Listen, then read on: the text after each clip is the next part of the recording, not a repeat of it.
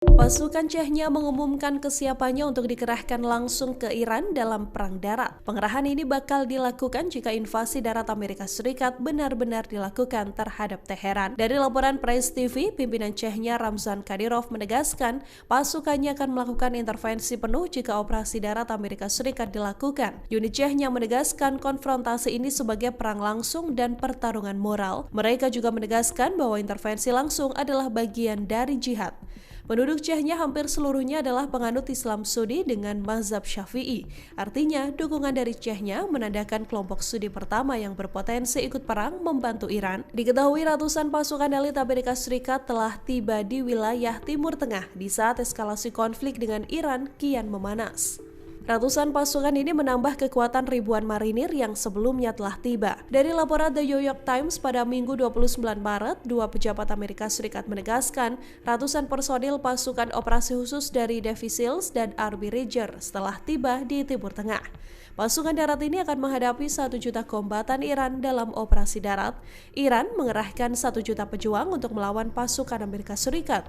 Kantor berita Iran Tasnim mengumumkan pengerahan 1 juta pejuang ini untuk menghadapi rencana invasi darat Amerika Serikat ke Pulau Hark. Setidaknya 1 juta pasukan ini juga sudah dilengkapi senjata untuk pertempuran darat.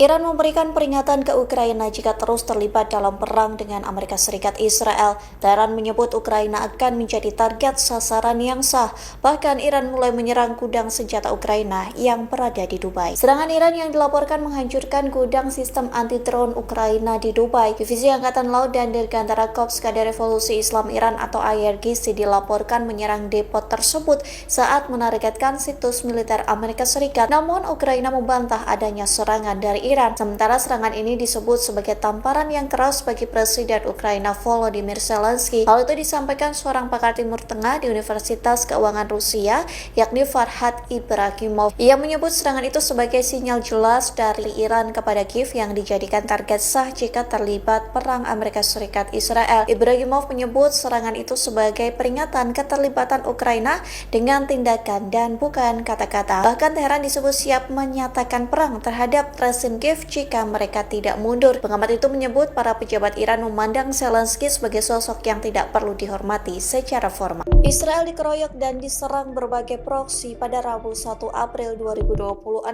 Adapun Iran, Hezbollah dan Houthi yang melancarkan serangan ke Israel dalam satu hari yang sama. Serangan itu disebut menyerang target-target sensitif Israel. Angkatan bersenjata Yaman mengklaim bekerjasama dengan Iran dan Hezbollah. Operasi militer itu disebut sebagai pertempuran jihad suci. Houthi meluncurkan rentetan rudal balistik menyerang target-target sensitif pendudukan Israel.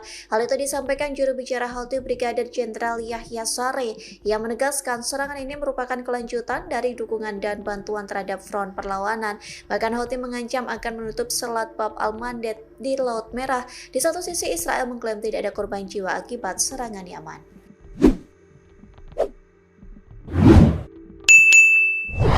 Iran memberikan peringatan ke Ukraina jika terus terlibat dalam perang dengan Amerika Serikat Israel. Teheran menyebut Ukraina akan menjadi target sasaran yang sah.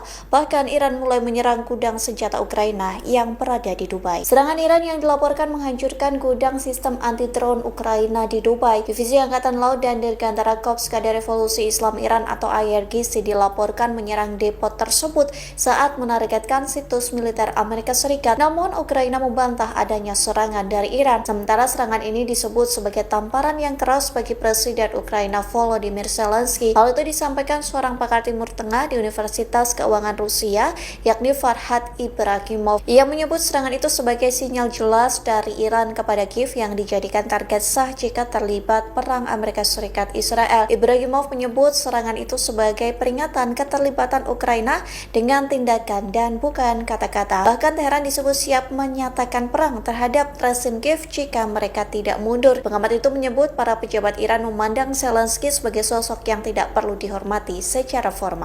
Kebakaran hebat melanda perusahaan oli motor Inggris Castrol di Erbil, ibu kota wilayah Kurdistan Irak, pada Rabu 1 April 2026. Insiden tersebut disebabkan oleh serangan pesawat tak berawak atau drone. Gubernur Erbil Omid Sosnow mengatakan serangan drone pertama kali terjadi sekitar pukul 7:30 pagi waktu setempat. Serangan tersebut menargetkan gudang penyimpanan oli mesin otomotif. Saat petugas berupaya memadamkan api, serangan drone lebih lanjut menghantam lokasi yang sama sekitar pukul 8:40 dan 10:20 waktu setempat. Sosnow mengatakan total 3 drone menghantam fasilitas tersebut secara langsung. Sementara drone keempat dicegat dan diledakkan di udara sebelum mencapai targetnya.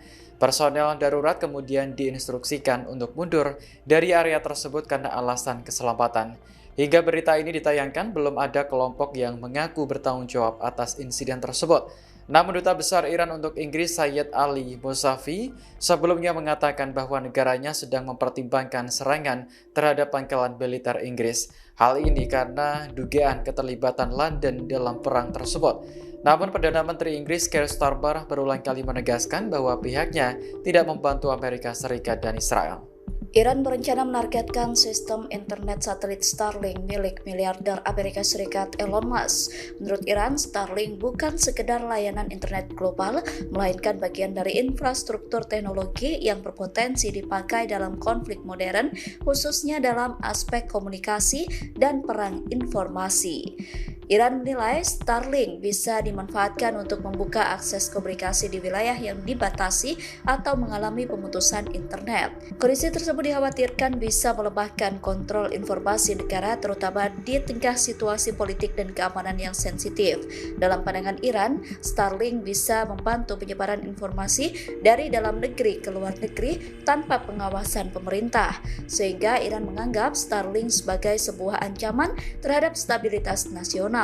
Dilansir dari Armenia News pada Rabu 1 April, Iran khawatir Starlink dipakai untuk melakukan koordinasi jarak jauh di tengah konflik. Oleh karena itu, Starlink milik Elon Musk kini dianggap sebagai target sah dalam eskalasi konflik yang terus memanas di Timur Tengah. Pemerintah Iran bahkan turut diketahui membatasi penggunaan layanan Starlink di dalam negeri. Setiap aktivitas yang melanggar aturan tersebut dapat dikenakan sanksi berat, termasuk hukuman penjara.